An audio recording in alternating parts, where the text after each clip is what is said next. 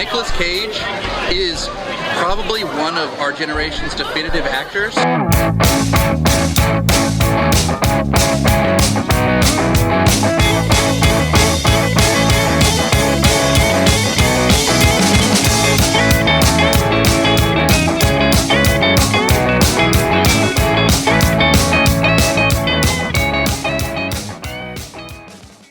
Hello and welcome to Cage Fighting. It's your main man, Andy Gillard here. Hope everyone's doing well out there right now. Matt Guy here. How are we all doing? Willy's all wonderful. Willy's Wonderland. Hello. What a start! Which is actually the tagline, which was cut from the promotional poster. I wonder why. Yeah, I do. So, fellas, have we calmed down from last week with Paul Clayton? I mean, what an episode that was. Such great fun, such great insight. My pants have only just dried from how I wet myself with excitement. And then he was actually on, and he was in the waiting room. And so we recorded that on Zoom, which we don't normally do. And on Zoom, you have to let somebody into the waiting room if you've not used the software. And he only fucking appeared in the waiting room. And I was like, listen, lads, Paul Clayton's in the waiting room. And then shit got real. I've been on Fancast for 6-7 years, and we've met Jack Price and footballers and whatever. But in all that time, that episode was probably the best thing we've ever done. He was just great. Where he was just one of the lads. He just came, had a great old time. Spent way longer than I expected him to stay for, and he seemed to love it. So, it's lost for words. Completely lost for words. He was great. Yeah. I mean, that was the reason why I thought if we split the recording, which is why when you listen back, he's only on the second half of the podcast. I thought, well, we'll do our normal general chit chat and we'll get him in because we wouldn't want to keep him here all night. He's not interested enough, surely. And then 2 hours later, he's still regaling us with stories. What an absolute legend. Just thoroughly loved it. But anyway, we're here this week to discuss Willy's Wonderland. And what a film we're here to discuss. Preconceptions about the movies, gents. What are we thinking? I mean, obviously, the film title, Willy's Wonderland, anything with Willy in is just going to make me laugh like a child. Yeah, it immediately appeals to the idiot inside of me. Quick sidebar, does Willy mean the same thing in America than it does here, do you think? No, it doesn't. So they don't see Willy Wonderland as... Because there's a line in the film that I wanted to mention when we get into it. I wonder if this was intentional or not. But maybe we'll come on to it a little later on. Well, they did change the name of the film because it was originally Wally's Wonderland. So I don't know why they changed it to Willy, and I've not been able to find a reason for. Well, the only thing I can think of is the phrase "it gives you the willies." That that's a thing, isn't it? That's like, if something gives you the willies, it scares you, I guess. So maybe that can be the only thing I can think of. I mean, yeah, go on. That's a phrase here. It's not a phrase in America. Is it not? I've never heard any American program ever, even like I Love Lucy and stuff like that, where you'd expect it to be said in the 50s, where they say, "Oh, I've got the willies." And it seems a very British thing to say. Oh, okay, I thought it was an American thing. Because if you remember when the is it Naked Gun 33 and a third, where they go through when they're going through the tunnel? Is it the first one? And when he's in bed and they show all the different rockets going up in the sky and trains entering tunnels, and they go through a whole list of words for cock and Johnson and schlong and stuff like this. I can't remember Willy even being in that list. Mm-hmm. I know it's been a long time since I watched it, but I think they know it's an international audience, and they know here especially it's going to get a laugh. But I don't think it's because you see people call Willy in America all the time, don't you? In redneck country. So I generally don't think, I mean, correct us if we're wrong on this, but I don't think it is a thing in America. Fair enough. I'd be interested to know. So the poster I thought was quite an interesting image. So the poster looks like it's a distressed picture. And then you've got Cage front and centre wearing a cartoon character T-shirt with a group of kids behind him. and then 7 animatronic characters above, all covered in blood. I mean, it just immediately, it's such a striking image, and it evokes that 80s sensibility. I don't know what it is, maybe it's the bright neon colours of the characters that are in it, and the fact that it looks distressed, so it looks like it's been through the mill. Maybe it's coming from the past almost. So that was my preconception of the movie from those images, was that it's going to be arcing back to something of a bygone era almost. I mean, this was one of the... we couldn't really escape seeing it because it was all over our Twitter, and especially on the Cage Fighting Twitter account. Obviously, we follow a lot of the other fantastic Cage podcasts as well, so we've retweeted and everything else, and Signature Entertainment follow us, and we followed them, so we've seen a lot of stuff through that as well. From what I'd seen in the trailer, I'd seen from the film, it just looked like a bloody good romp, in both sense of the words, I guess. Stu, what did you think of the trailer? Did you watch it this time, pre or post the film? Yeah, I got it sent to me before. I think I was I one of the first. I think this one might have been the first time I posted a trailer in the group chat about it, because I think someone sent it to me, and I just thought, okay, it's a teaser. And I put it on, I thought, well, this is just Five Nights at Freddy's. This is going to be superb. This is exactly what we need. And I saw the poster afterwards, and it reminded me that there's a whole thing on YouTube about finding like lost film props and what they look like now. And there's like things like from Labyrinth that are like the puppets from Labyrinth that are just destroyed and look like shit. Look like the poster. And I thought, yeah, well, they've got this spot on, because this is exactly how these things have aged. And I thought, I couldn't wait. I couldn't wait to watch it. I thought with the trailer, I was a little bit apprehensive because it looked so good, but then so did Jiu-Jitsu. We've been burnt by this before, haven't we? Yeah. Double J, it promised us something great, and it just delivered an absolute shit show. So I was like, I want to just dive in and love this regardless, but that was always at the back of my mind. What's the phrase? Once bitten, twice shy? Or was it? Yeah, that's it. Yeah. So I had a look to see the director, to see if there's anything I could tell about his previous work. But much like last time out for Inconceivable, I hadn't even heard of the director. And similar to Inconceivable, he's a director with not a lot of credits to his name.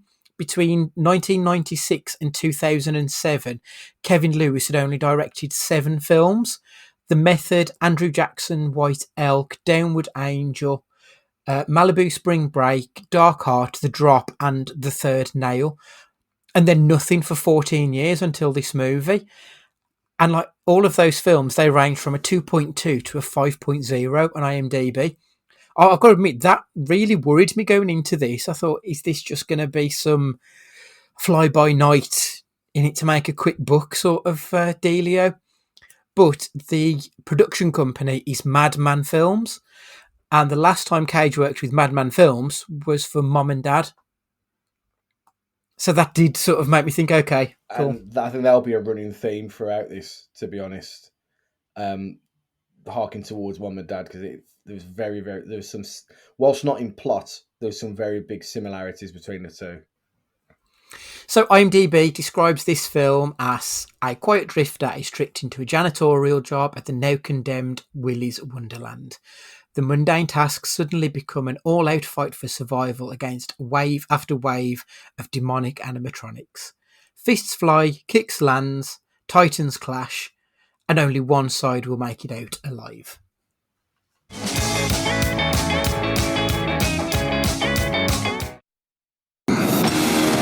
This place has a dark history. I know the bullshit story they told you. It's a lie. You're here to be a human sacrifice. Have you been listening to a word I've been saying? He's gonna die in here, but he won't listen to me.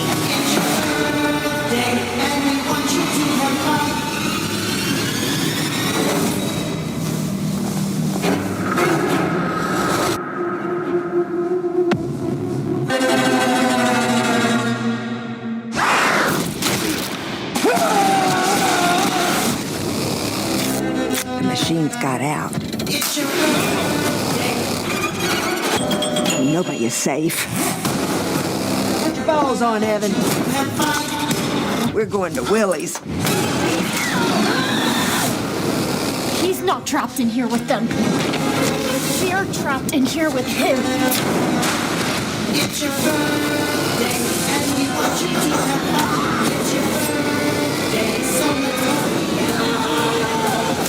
it's birthday time. I enjoy a man of few words.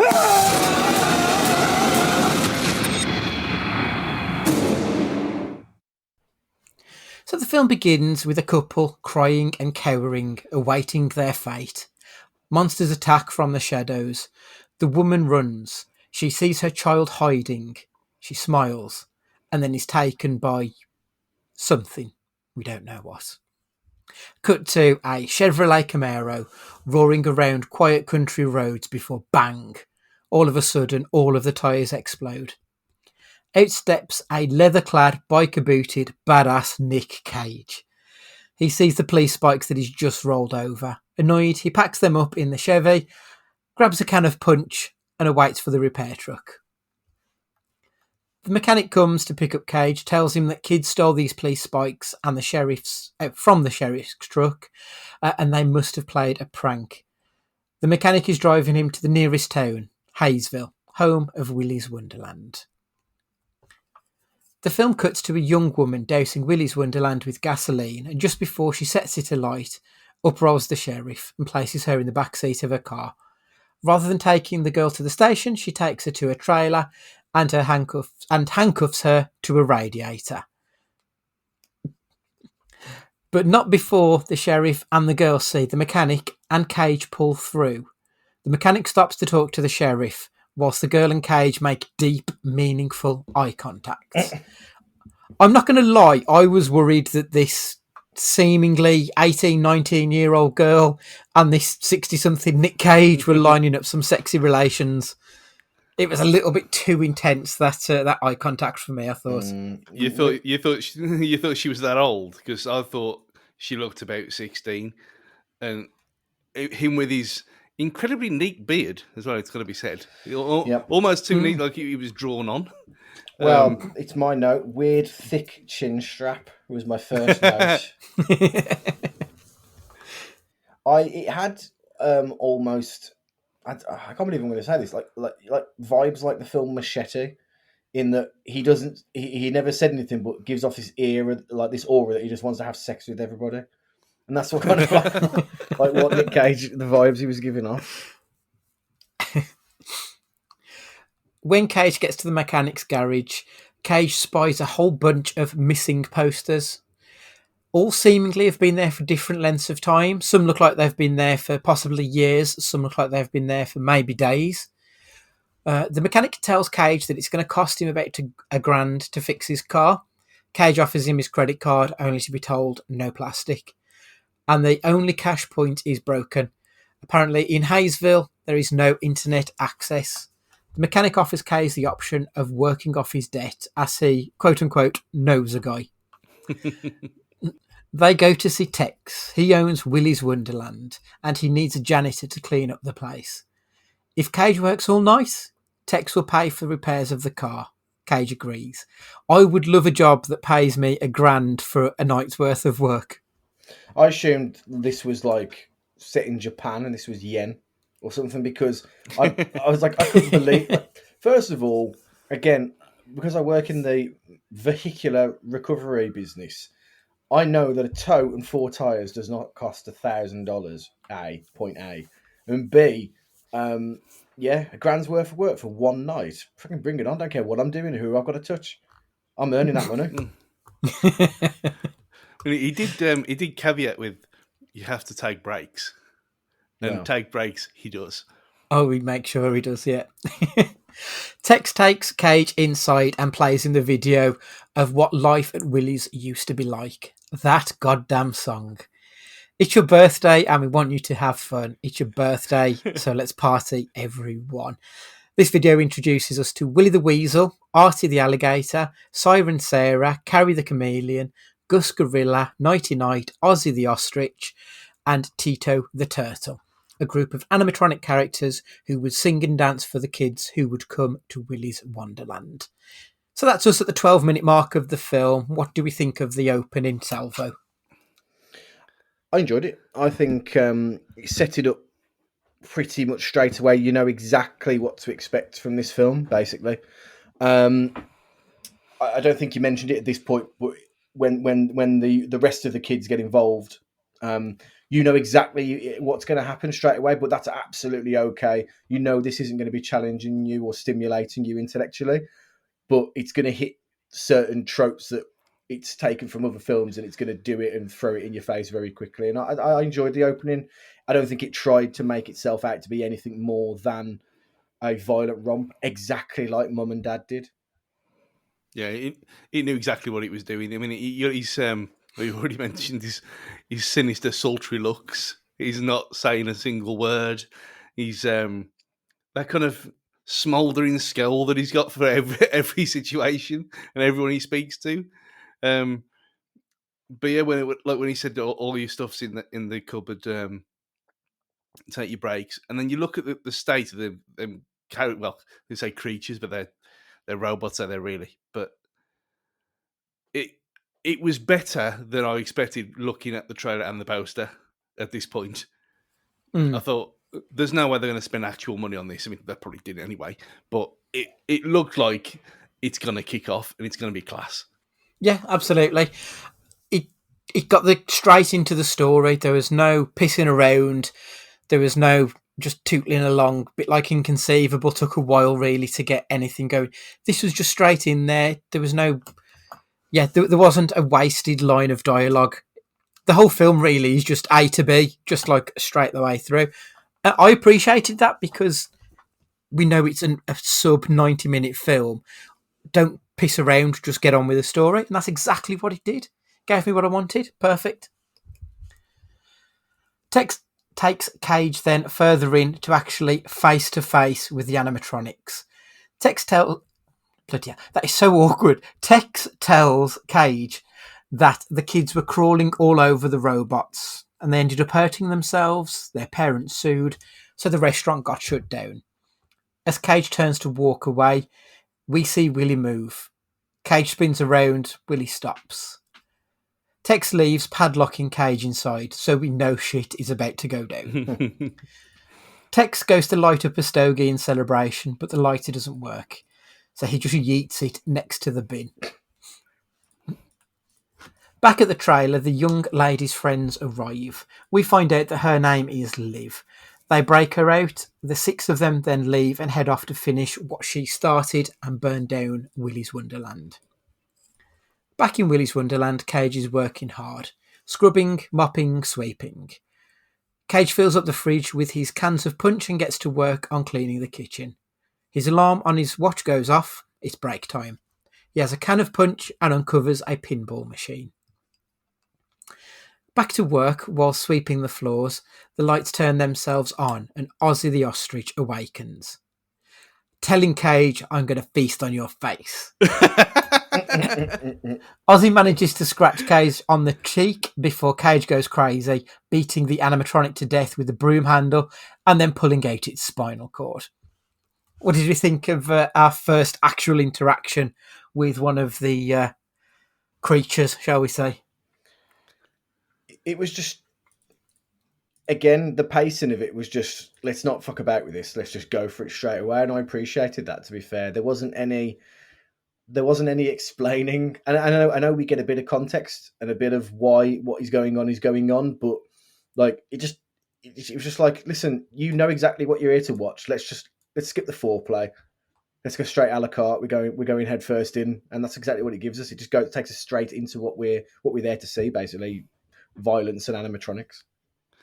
Yeah, he had massive Power Rangers vibes at this point. when you saw it close up and he was punching the living daylights out of it, and then when he was getting all that black ooze all over himself. But then when he goes, we'll go on to it, and then when he goes to the cupboard to get a fresh T-shirt after every kill, superb. I did like that touch. I don't know what it was, but it just made me chuckle every time. He was like, okay, I'm covered in this black blood. Washes himself down, fresh T-shirt. I don't know what it was. I just thought it was really nicely done. At the same time, the sheriff and her deputy are sat hoping that their red phone does not ring. Cage puts some duct tape over his scratch and puts the ostrich in the bin and discovers that he has been padlocked in. Break time. Punch and pinball. He's now off to clean the johns after his break has finished. After spending what appears to be hours cleaning the bathroom, Cage hears a noise from the outside. The robots have been activated again. Cage gets directed back to the bathroom as he hears something happen just in there. He goes into the toilets and someone has scrawled in what appears to be blood on the mirrors. Then that person challenges Cage to hide and seek, closing all of the bathroom stalls. Cage goes to open each one of them until the very last one, when Gus Gorilla comes out and attacks him. Cage fights him back with a plunger, then makes Gus bite onto the urinal as he curb stomps his face in. The toilet is a mess once again. I loved that scene. I don't know what it was. It just really tickled me. It might be because of like such a violent action. Of obviously we've all seen American History X, where he makes him bite the curb and then does the curb stomp. But to do it on a massive animatronic gorilla in a shitty toilet, I don't know what it was. It just really tickled me. The thing that got me was when the gorilla beats his chest as he goes back into the toilet. And I just thought, like, it was just a funny little touch that in some bizarre roundabout way, these animatronics still have some of the programming that makes them the animal that they're trying to be. It was just fun. It was nicely done. And I've got a massive, anytime I play Mario Kart, I'm always Donkey Kong, if I can be.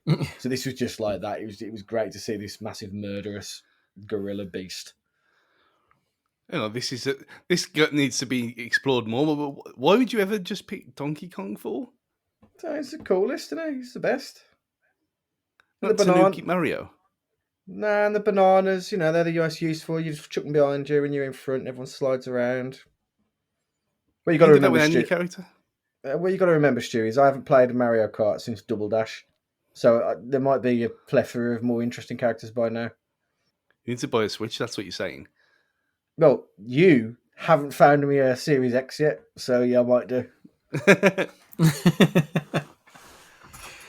After this, it is break time once again. Punch, pinball. The youngsters now rock up. They restart applying the gasoline outside. Before they set it alight, though, Liv refuses to allow them to do it without getting Cage out of there first. After he ignores her calls, she goes in to get him. As she's crawling through the air ducts, she soon realises that Artie the alligator is chasing her. She manages to get away just in time. She's now trapped inside. Siren Sarah torments her. I don't know what it was about Siren Sarah. It might be the fact that she was the only of the animatronics that wasn't based on an animal. She was the only humanoid figure. But I found her probably like the most scary looking of all of them. I thought you were going to say attractive then. Well, but those long winter nights. Lockdown gets to us in different ways. The bit with the crocodile in the vent, was that stop motion? Because it looked different to me to everything else for a split second. I'd never noticed, to be honest. I just assumed it was a guy in a suit. Yeah, because when it comes, it almost like it moves. I mean, it might have just been the frame jumping, but it just looked weird. It looked different for some reason. I thought, well, if they're throwing a bit of stop motion in for a laugh, then fine, good on you. But I don't know. It might have just been my copy, but it definitely seemed strange. I'll have to check that out again. I just assumed it was like a sped up version just to sort of ramp up the tension of her being chased through the air ducts. Yeah, it might have been. I mean, that explains the weird effect as well. Because it's not really, you don't see it sped up any other time in the film, do you? So no, that's true. In relation to the into the siren, there was definite. Well, the whole thing actually. Firefly Funhouse. Current. I don't know if you're watching the current products, but Alexa Bliss is very much doing a Fiend-like performance at the moment, and it had those vibes about it as well. Really, really entertaining, and like the Firefly Funhouse, I will presumably have been prior to all of this. Whether it took any inspiration, I don't know. But that whole like children's play world, but there's like a demonic or evil like spirit lurking around there. It works really well there. It works really well in this. Yeah. So Liv and Cage then bump into each other. Cage once again ignores her pleas to leave. The remaining teens fall through the ceiling. Everybody is trapped inside now. Liv explains to Cage that Tex and the mechanic have lured countless others to their deaths, getting them to clean up Wonderland before being attacked inside. We get the backstory on the site. The previous manager was a convicted serial killer. He hired similar sickos who would kill the kids and families who would go there for their parties. When the police cottoned onto them, they performed a satanic ritual, transferring their souls into that of the animatronics. Whilst telling the story, the two teens who were in the couple snuck off into a different room to get some alone time. They start getting frisky in a room away from the rest of them.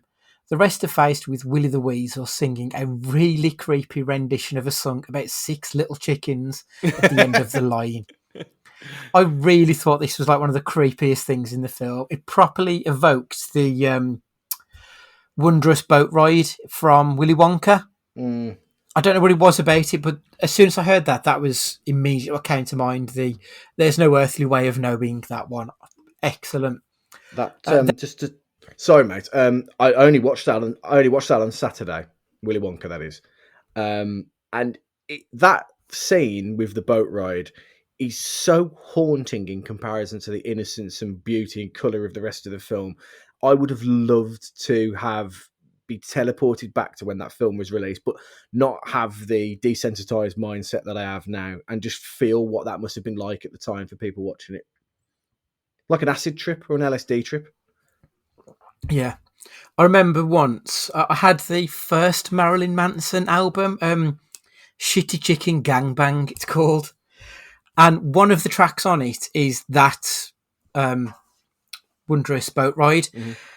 But it's done, obviously, because it's Marilyn Manson, it's even darker and more sickly, densely layered and horrible. And I fell asleep at the start of the album, and that song woke me up, and it was the creepiest. Like, my dreams were horrendous. I was like, okay, that's definitely not one to listen to again. It's funny because Pendulum do a song as well with that whole sample at the start of the song. So I was kind of singing along to Gene Wilder doing it, and Sam looked at me and she was like, how the hell do you know this? Like, you know too much about film, when she hasn't a clue. And it was just, I just love that Pendulum album. And you've got till 2021 without seeing that film? No, I've seen it tons of times before. It's just that we needed like a Saturday we needed a Saturday afternoon film, and we were just flicking through Netflix, and we were like, what should we watch? Oh, Willy Wonka. I haven't seen that for a while. When was the last time you saw it? And she was like, I haven't seen it for ages. Bang, right, it's going on. Because I was just getting the loop. Let's say she don't fancy watching Burnley versus Albion then? No, believe it or not. Yeah, I watched that and I really wish I hadn't. Christ, I think I'd rather sit through Left Behind again, to be honest. Anyway, then from behind, one of the kids gets taken out by Nighty Night. The group all run, scattering to the 4 corners. The kid with glasses also gets taken out. So they're all getting done over. All the while, Cage is on his break at this point. Punch and pinball, of course. Luckily for Liv, just before Nighty Night gets to her, Cage's break is over and he takes out Nighty Night. Cage, unfortunately, isn't able to save the others. Artie the alligator managed to get the 2 teens who were getting sexy in the other room, and Carrie Chameleon cornered one of the others. Not before he managed to call the sheriff, though. The sheriff and her partner head to Wonderland. She explains to the partner that Tex had to work with Willy, giving him people to eat, or they would escape and destroy the whole town. The sheriff explains one couple who were killed by Willy left behind a daughter, Liv, and that she was only going to Wonderland in order to save her. Back inside, Carrie kills one kid and is about to fight Liv. Cage then steps up until his alarm goes off on his watch. It's break time again. I really liked when he just handed Liv this switchblade and fucked off to leave her to fight. He then goes for his punch and pinball. Liv manages to hold her own. That is until Cage gets back. The sheriff gets there and apologises to Willy for Cage's actions. They didn't know that he was a badass and he was going to kill them. She cuffs Cage and leaves him to die. She takes Liv away and tells the deputy to go and lock her up. Siren Sarah and Carrie Chameleon come to take a cuffed Cage. He kicks the jukebox and squares up. It's like the coolest fucking scene ever. Played out to a country and western version of Head, Shoulders, Knees and Toes.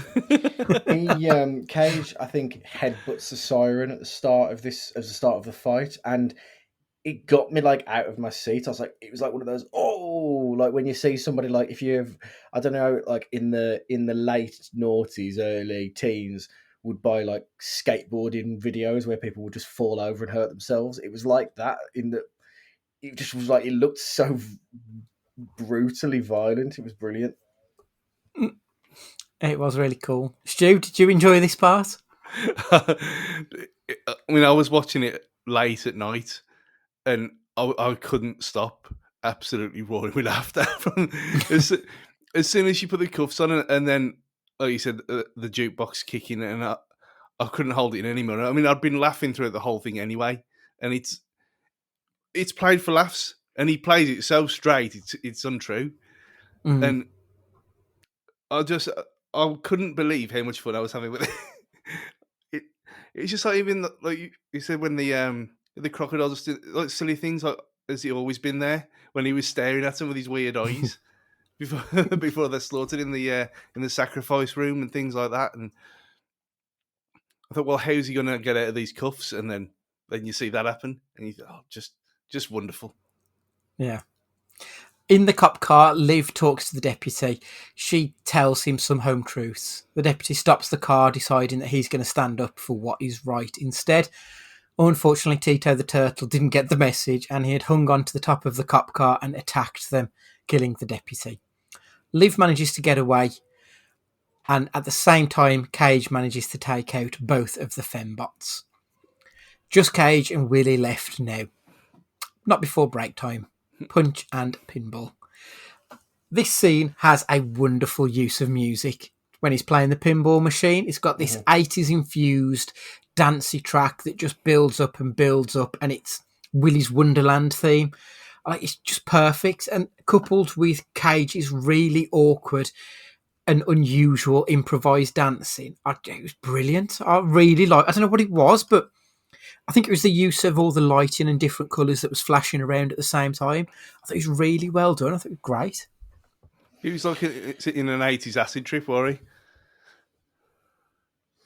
I put down on my notes that this film had some really fantastic stunning visuals that actually had no place belonging in a film like this.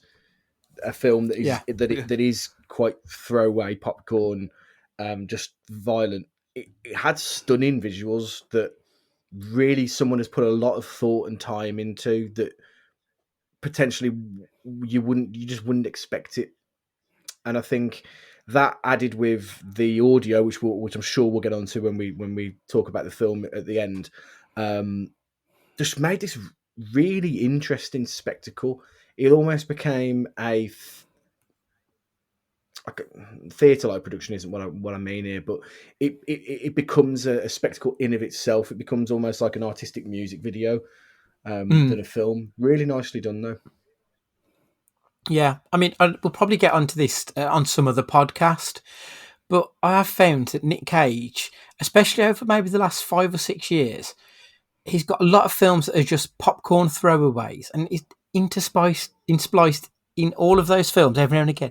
He's got an art house film in him, a bit like maybe Colour Out of Space, and this had elements of that in it, and this is definitely not the kind of film I would have thought would have it. No, not at all. Really interesting. The lens flares and everything that were just dominated the screen at points. Really odd but interesting choices made by the director of photography and the director, I thought. It's tremendous. So Cage is now back, and an epic battle ensues, beating the weasel to death with a bag full of punch cans and a broom handle before ripping Willy's head off. Morning is here. The mechanic turns up with Cage's car. He hands the keys over to Tex. Tex goes to check on Cage, only to see that the restaurant is spotless. Cage had finished cleaning up, much to Tex's surprise. Cage takes the keys, and as he gets in the car, Liv arrives just on time.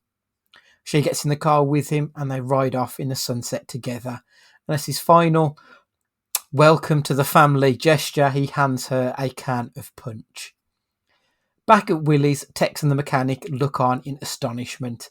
They're free of Willy, and they may open the restaurant up again once more.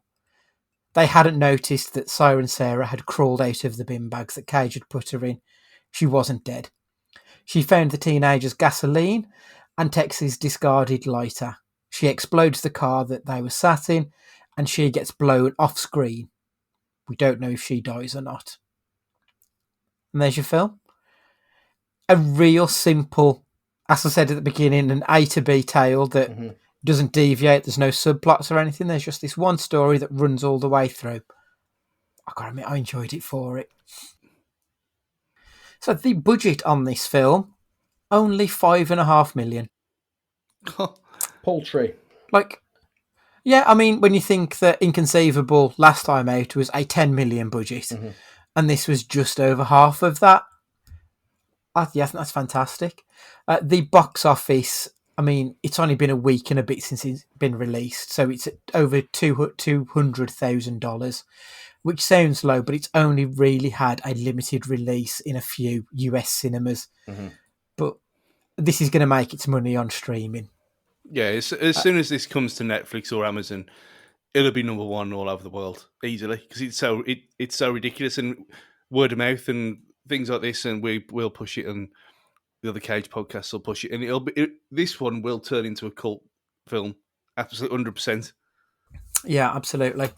For comparison, though, when you look at the other films of 2021, I know we're only a few months in, but the top-selling film is actually another Nick Cage movie, The Croods and New Age. And that one has made nearly $51 million. But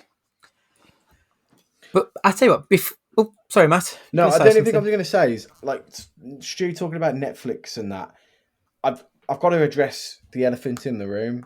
For some strange reason, Next has been like trending for the last couple of weeks as like the number 2 film in the UK. And I don't know how. I don't know what. If the planets aligned in some way, or has something been on telly, or something. How has Next all of a sudden generated this popularity on Netflix? Have people just ran out of stuff to watch?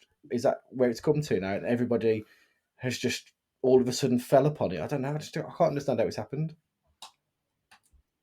It must be one of them things where it's a film that doesn't get any kind of exposure at all, and rightly so. And it's been so long since it was in cinemas that people have just thought, "Oh yeah, I remember that. That was from the glory days of Nicolas Cage. But we'll give that a try." And so many people have had the same thought that that's why it's risen up to number 1 in the charts, like it was 2 weeks ago. It could be that people have heard us talking about it and thought, "Oh yeah, I'll give that a chance." Well, our influence is long and reaching. Yes, very much so. So the scores on the doors. I'll tell you what, before I tell you the scores, tell me what you think the scores are going to be. Stu, what do you reckon? Rotten Tomatoes, audience 7, critics 5. Matt, what do you reckon? I reckon the critics will be lower, like Stu reckons, but I reckon we're talking like about 85 for audience. I reckon we're looking about 65 for critic. Okay.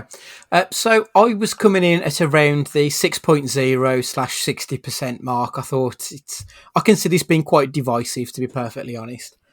Not that I didn't enjoy it, but the genre of this film does generally tend to have people who either love it or people who hate it, or just simply don't get it. So IMDb, the score was a 5.7. The Metacritic was a 42%. On Rotten Tomatoes, it got a 64% from the critics and a 78% from the audience. So yeah, I think that's kind of what we pretty much expected. Yeah, Really. thereabouts.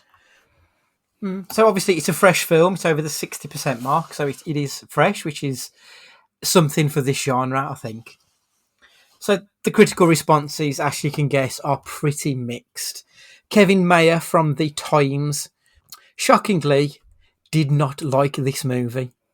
He gave it a 1 out of 5, saying, nearly 90 minutes of wordless Cage beating fluffy mascots whilst hard rock plays on the soundtrack. It could be ironic commentary or art film stunt, but it's mostly agony. A big fuck you, Mayer. I mean, like, there's not even any hard rock on the soundtrack. None. It's 80 synth, for fuck's sake. I don't think he's seen this film. Mark Kermode gave it a middling review, saying it is one gag, and for me that's a short film rather than a feature, which I think is kind of a fair thing to say. It is very much one plot, as we said. There's no subplot or any depth to it, but I don't think that's necessarily a bad thing. Owen Gleiberman from Variety, he said that Willy's Wonderland has the garish stop-and-go rhythm of an 80s slasher film, and I mean that as a compliment. And as a fan of 80s slashers, I am all on board for Gleiberman's review there. Kate Sanchez from But Why Though and Jack Hawkins from Hey You Guys both praised Cage. Sanchez saying that he's just about the right amount of unhinged Caged to get it right. And Hawkins said that the high concept silliness was kept afloat by Cage's knowing self-parody. Louisa Moore from Screen Zealots said a terrific premise, a badass hero, a throwback grindhouse sentiment, check all of the boxes for a successful journey to becoming a midnight cult classic. But for me, the final words go to Empire magazine. Though the dialogue and plotting are no great shakes, the commitment to the concept combined with Cage's swaggering soda swigger is enough to make this a good time. I think that's perfectly put for me, to be perfectly honest. I think in relation to saying it's one, was it one note or one? I can't remember the phrase that was used. One gag that was stretched throughout. See, I think it's more than that. I think it plays on a lot of tropes that and pays homage to films that come before it, and I think it does that quite well. I mean, for example, we always expect the sexy one to die first, or at least the couple that are having sex to be killed first. And they do that. The lover, what's that archetypal role? The people that have sex are the first to die in a film. Whilst they weren't the first, they died during doing exactly that. And there's certain other things like the incestuous nature of like the town's residents and stuff like that who are involved with the plot. We've seen that loads of times before. It harks back to things that we've already seen in film and does it in like a friendly nod kind of way that we don't need to explore them any further because we're so familiar with those concepts anyway. They just fit in nicely. I think I think the film deserves a little bit more credit than that review personally. I think that's fair thing to say. The fan response is also a little bit mixed. Emmy P gave it 1 star, saying, "Oh my god, that was the worst movie I have ever watched." She's clearly not watched that many films if she thinks that. 5 dead kids, killer animatronics, silent protagonist, overnight stay. Really? The overuse of lens flares and effects didn't help. The animatronics were utterly crap for starters. Visual effects non-existent. I'm guaranteeing they could only afford Cage, but could not afford him to speak any lines. Ridiculous. The storyline was weak, a dribbling knockoff of Five Nights at Freddy. The voice lines were so cringe, I almost turned inside out. She just really hated it. This entire film is a massive middle finger to Five Nights at Freddy's. I advise you to steer clear of this garbage fire. And they are upset they spent £6.99 to rent this piece of poo. I think that's a proper harsh review. I'm guessing they must just be fans of Five Nights at Freddy and don't like the fact that this film is of a similar ilk to that. Yeah, which is a free mobile game. No. Right. So they're angry that a proper film with him taking the role because he didn't want to speak, because he'd always wanted to do this. This is the one thing I knew about this beforehand, that he'd always wanted to do a silent role, not because they couldn't afford him to speak. That doesn't make any sense at all. No. But Yeah, it's just an absurd review, that was. Similarly, someone called Tarlin said, I understand what the director was trying to achieve, but the end result is a messy story with scenes that feel empty and characters that share the same level of emptiness. If you love Nick Cage's work, perhaps consider watching this, but it's certainly no blockbuster. I would really disagree that this is a messy story. It's a very simple story, but I would not say it's messy in the slightest. No. Well, the robots, they're not supposed to have character. They're possessed by demons of serial killer and his weird friends, but there's no depth to it, though, is there? Yeah, they're still knackered old robots who've got mechanical eyes. So what do you want? I think either they're being incredibly harsh or we're giving it way too much credit, which I don't think we are, because all three of us loved it. Yeah, and we're all very much on different levels when it comes to these type of things. So, I'm a bit confused with that. Simon A was a fan, though. I've seen this movie 4 times now, and each rewatch makes it more enjoyable. It definitely doesn't take itself seriously one bit and knows what it wants to be. It definitely succeeds at that for sure. The people giving this a low rating probably went in expecting a masterpiece. It is a masterpiece, but very much in its own way. It has amazing visuals, and most, if not all, of the animatronic characters are memorable, and sometimes even funny. Some of the acting from the teenagers isn't great, which I think is a fair criticism, but I'll let that slide because of Nick Cage. While not saying a single word, is a total badass. This movie caught most people's attention because Cage is in it, and I hope those people enjoyed the movie outside of Nicolas Cage as well. While not perfect, it is still a must-see and extremely enjoyable, especially with friends. And I think that is it for me, that it is fun, and it does feel like something that you can share with other people and have a laugh about. Yeah, it's one of the I've come up with this term before. It's what me and Goldie used to call a perfect kebab film, where on a Saturday we did it a couple of times with Machete especially, and it started off, we used to come back from a match on a Saturday 3:00, which is a miracle in itself. Have a few beers, get a kebab, get some cans, come back and watch Ultimate Force. And then that led on to watching silly films like Machete God. And things like this.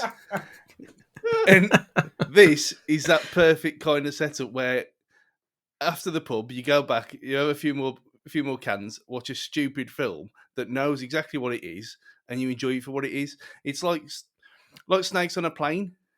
That's not executive decision, is it? It knows what it is, and it fully embraces it. So if you're thinking that this is something that it's not, then the problem's with you, no one else. Well, the interesting thing is, I too have like a perfect kebab film, but it's often when I'm watching Pornhub.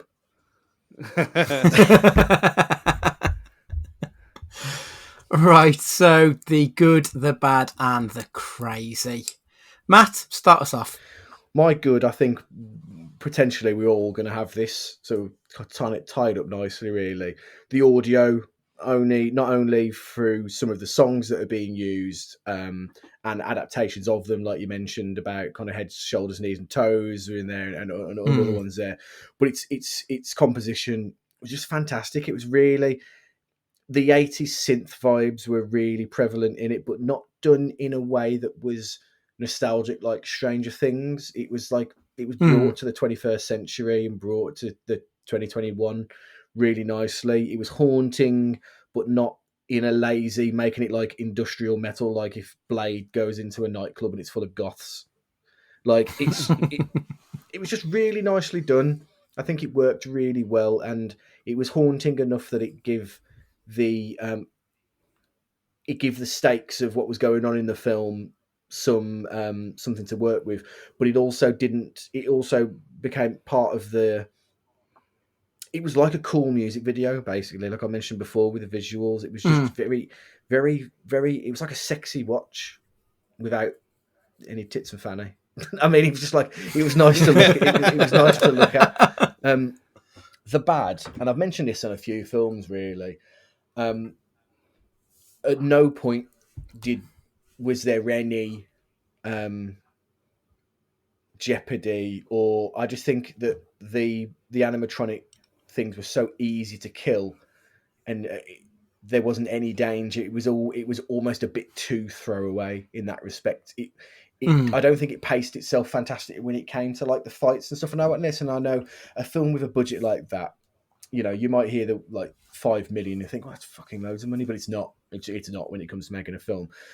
I just think that like it felt a little rushed, some of the fight scenes, and Cage just punched him a few times in the head, and that was it for something that you've got like groups of like 3s and 4s that are dying at the hands of these things, but then one Nick Cage who's off his head on energy drinks can batter them. Just felt a little. I mean, not that we should be believing that this is believable anyway, but he just felt a little off. The pacing was a little slow on it. It was unbelievable within its own world. Yeah, exactly. Yeah, I think. Yeah. No, I get that. And the crazy, really. Well, the only crazy thing that I can say is, for some bizarre reason, Sam said, "I'm going to watch this film with you, Matt," and watched it, and now basically wants me to tell you off, Andy. Now you've met me. Yeah, you've met Sam, and she speaks very highly of you. But at the moment, in her words, wants to say, "Go fuck yourself," basically, because she had to sit through that film, and she blames you when she was wanting to spend some nice, relaxing time with me, and I had to put her through that. So that was my crazy this week. I mean, it could have been worse. You could have made us sit through Next, or Knowing, or Ghost Rider, or well, the list is a long one. Let's be honest. Tell her I'm sorry. I will do. Stu, what about yourself? I think like he just preempted the audio for the good.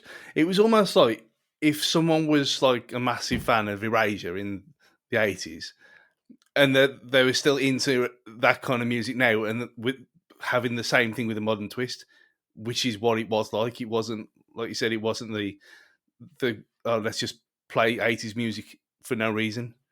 Music was great, visuals were great.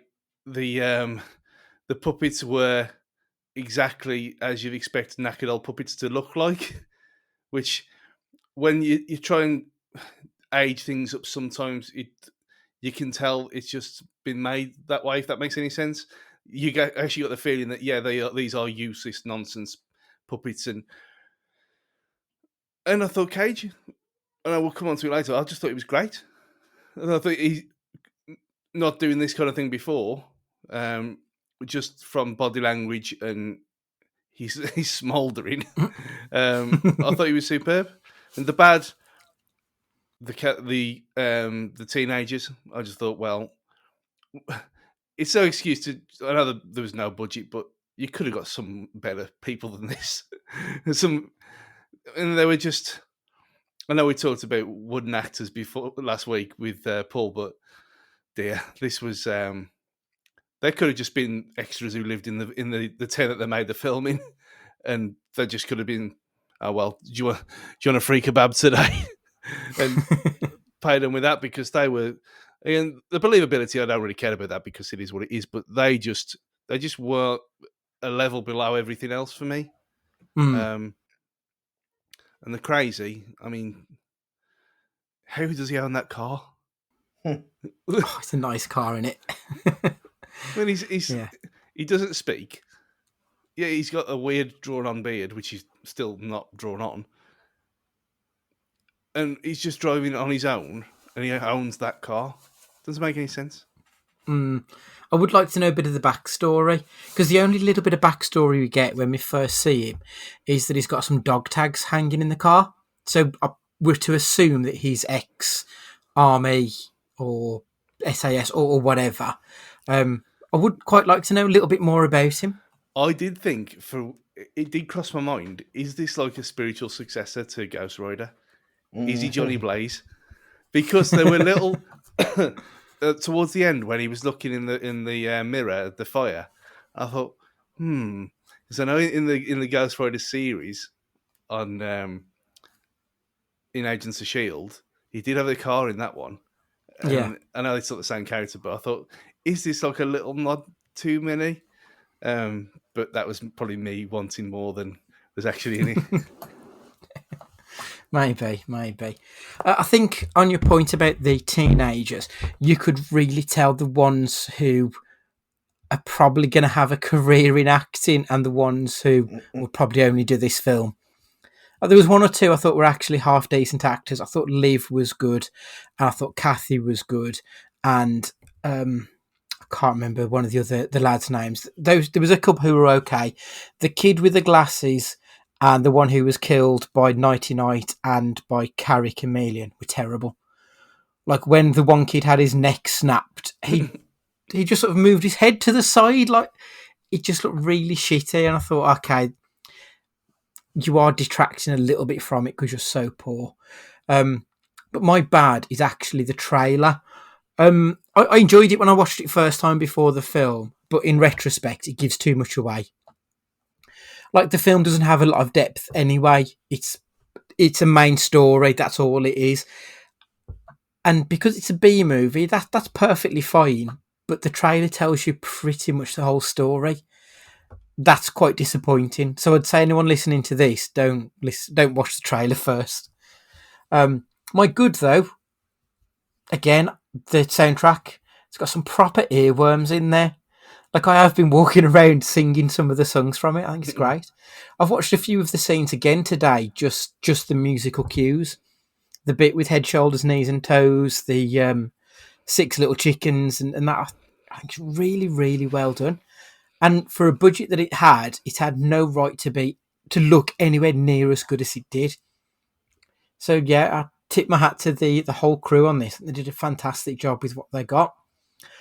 The crazy Kaylee Cowan, who plays Kathy, she chewed 81 pieces of chewing gum during filming. It was only filming for like a fortnight, so that was nearly 6 pieces of chewing gum a day she got through. It's ridiculous. So, did you enjoy this film? For me, yes, I did. Very much so. Matt? Yeah, I really enjoyed it. I didn't go into it expecting the reinvention of the wheel or anything like that. But for what it was a sub 90-minute violent romp that had humour and violence, had a throwback to slasher films, 80s synth, and other other filmmaking cliches that we enjoy. And he did it really nicely, and it's exactly what it says on the tin. It's the Ronston paint and seal, or whatever it's called. It's exactly what it needed to be. I enjoyed it. Yeah. Well, am I going to rush back and watch it again in 2-3 weeks' time, like I probably will with Peanut Butter Falcon, for example? No, but I did really enjoy it, and it was worth the watch. Yeah, I mean, I've watched it 3 times already in the last week and a bit. Stu, what did you think? Did you enjoy it? Obviously. I do think, though, I wonder if people who didn't have these kind of parties will like it as much. Because there was a bit of a nostalgia trip for me, because I remember the Wimpy parties with Mr. Wimpy there, and you had a few McDonald's ones with Hamburglar and things like that. So I know it's very much based on Chuck E. Cheese, which we don't have here. So yeah, I mean, I don't think any. I know I've definitely got a couple of cousins who never been to them parties, who are younger than us. So I don't know if their enjoyment will come from the nostalgia thing not being there for them. I don't know if it probably won't make a difference because it's nonsense anyway. It's just you just take it for what it is. But it did have an extra layer to me because there was I mean, obviously there were people in costumes then and not robots, but same difference. But yeah, I loved it. It was great fun. Cool. So, based on this film and this film alone, what did we think of Silent Nicholas? Was he good? Was he bad? Matt? I can't believe I'm going to say this about a film with zero dialogue, but I thought he was excellent. I thought he was, I don't understand his performance. I don't understand why he played pinball and drunk energy drinks until like I can only imagine his bowel movements must be horrendous. But I thought he was fantastic, and there were certain little things like when they're having sex and they're being killed by the alligator or crocodile, whatever it is. He's almost humping the pinball machine and doing this kind of crazed dance while he's high off his tits on energy drinks. And I just think that like he knows this is a piss take film. It's not to be taken seriously, and he just does it really well. Like I think he was great. You can tell that he was putting his heart into like the violent scenes, and like he wasn't half-arsing it when it comes to beating up these animatronic characters. And in the same way, like I think between this, Mum and Dad, and Colour Out of Space, this has got to be one of my favourite periods of Nicolas Cage's career. Because I just think it's like he's got nothing else to prove as an actor. People that hate him already hate him now. People that love him already love him. He's got nothing else that he can do in terms of like, you know what I mean? There's not much more of a career that he's got left to achieve. And he's just having fun with these roles, and that transcends out of the screen to the viewer. I think he was really good. Stu, what do you think? Yeah, absolutely. I think it kind of helps now that he's fully embracing it and he's completely in on the joke. And to take things like this for pittance in money that he could command a lot more money than this even now after some of his recent stuff. Yeah, and he's if it was his passion to do a silent film, which is what it said, then yeah, he's done a silent role and he's done it fucking well. And I said it was one of my good points in the whole thing because of how well he did do it. So yeah, I thought he was absolutely. It's probably however mental this is. It's probably in my top 5 Nick Cage performances. Yeah, I can't argue. I mean, the film probably won't go into my top 5 films overall, but like the performance was fantastic.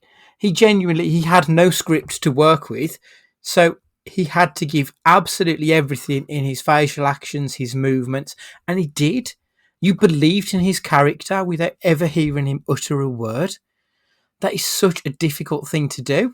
It cannot be understated what a tremendous job he put in. And I think, as Matt said, that like he's got nothing left to prove. He's won his Oscar. He made his money. Now he just needs to do films that interest him. And that's very much what you can see him doing in the likes of Mandy and Colour Out of Space and this. You can see it's something that he's seen. He thinks, you know what, I want to do that. So I'm just going to give it my all and knock it out of the park. And that's exactly what he did with it. It's fantastic. There was one other review that I left out, but I do think it ties into this little segment.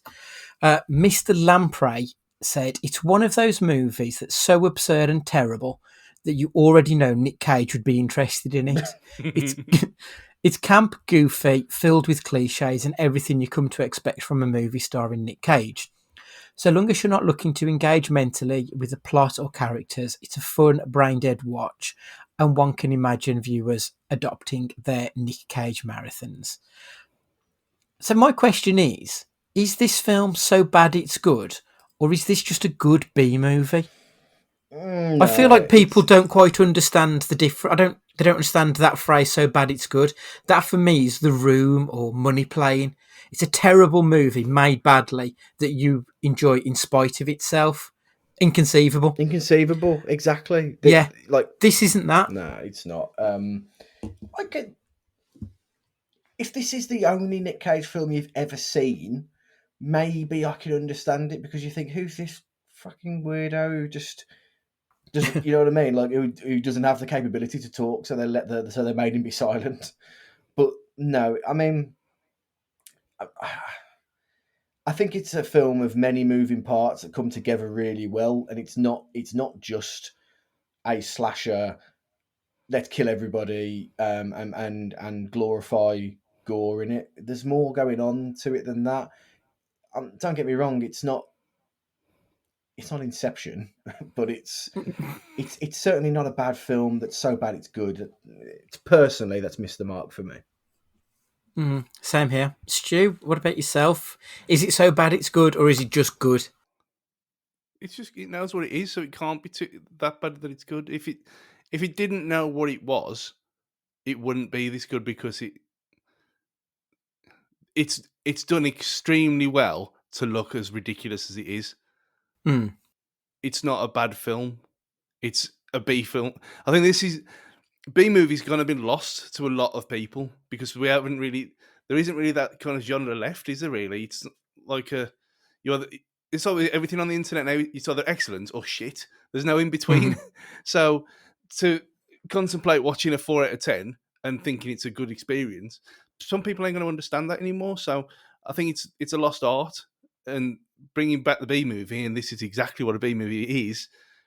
And like I said earlier, Snakes on a Plane was probably the last big one that I can think of that knew what it was and had fun with it. This is not that because that had a massive budget compared to this, but it's a really, really good B movie. That's what it is.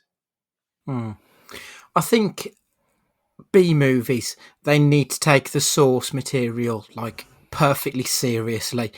They can't be in on the joke. That is where Sharknado 2, 3, etc. went wrong. The first Sharknado, Snakes on a Plane, they had their script and they gave it their all. They treated it like it was gospel. And that's what works in B movies. If you are in on the joke, knowing jokes about yourself, I think that's where it falls down. And this film didn't do that for me. So the final part is, I want you to finish this sentence. If you enjoyed Willy's Wonderland, you might also like. My pick isn't a single film, it's actually a series and reboot of films. There's only one title for me that it could be, and it's got to be Child's Play. Sorry, that's why I went first, because I knew one of you fuckers was going to have it. Yeah, Child's Play. Obviously, the story is Charles Lee Ray puts his soul into that of a doll that then goes to kill people. I'm sure you all know about this film. It has had good press, bad press, all of the different kinds of press in between. The original 3 I thought were fantastically good fun. They were proper horrors that had elements of comedy to it. Then you moved on to like Bride of Chucky, Seed of Chucky. That was probably more comedy than anything. And then, of course, we had the reboot movie that came out in, I want to say, 2018, with Mark Hamill voicing Chucky. Again, really good film. Really enjoyed that. And that's available on Netflix. And they are also doing a TV series. I think it's going to be called Chucky, about the original doll. So it's going to be set, I presume, after Seed of Chucky and all that. So I'm quite looking forward to it. But, yeah, if you like this, check out Child's Play. Matt, finish the sentence, please. If you liked Willy's Wonderland, you also might like, I'm not sure if that is a sentence, sorry. You might also like Machete. So I mentioned it before. Very much a man of few words, though he does have dialogue. Man of few words, violent film that doesn't take itself seriously and harks back to a golden age of B-movie filmmaking, which is very much tongue-in-cheek and doesn't take itself very seriously, and I think might even break the fourth wall at times. It's just a very fun film that like takes the piss out of itself. By any time Machete is having sexy time, we'll put in bassy porn music. It's just like as a way of just taking the piss out of itself. It's just really fun, and it has like an A-list cast in it as well, which is always nice to see, who again take the piss out of themselves and put in a performance that you wouldn't necessarily see them do in other films. And it's just a very good film. Have you seen the sequel, Machete Kills? I have. It's not fantastic in comparison, but it's serviceable is the phrase I'd use. Yeah, I'd agree with that. Stu, finish the sentence. I'll have to go to my backup because you've just stolen it. Again, it's another one that it's a dying art form, doesn't take itself too seriously. also is based and 100% through puppetry, and that is Team America World Police. Very, very silly, very in on the gag. Again, you don't see many of them, if any at all, of that kind of film made now. Yeah. And yeah, there can't be anyone left alive. I mean, it's probably more relevant now than ever. But if there's anyone left in the world who hasn't seen it, go and watch it now, because that film is superb. Yeah, it's a cracking choice, that is, to be fair. I did have an honourable mention. I thought of The Running Man. I know we mentioned it on last week's pod as well. It's just the idea of someone having to take on the different, effectively, level bosses. Sort of has that computer game. So I thought The Running Man would have been another choice that fits into that world a little bit. So that's another Nick Cage movie in the record books. If you've seen this film or any of the others we've discussed, drop us an email, send us an MP3, let us know your thoughts. cagefightingpod@gmail.com. Make sure you've got us on the Twitter @cagefightingpod. If you're listening to us now, please make sure you've hit that subscribe button. And if you can share what we do with your friends, we would absolutely love that. Finally, thank you for giving us your time once more. We are eternally grateful. So for this week, Matt, would you like to say goodbye? Take it easy, guys. Stay safe. Stu, would you like to say goodbye? Yeah, and remember, he's not trapped in there with them. They're trapped in here with him. Goodbye. And it's goodbye from me. And remember, it's your birthday and we want you to have fun. See you later.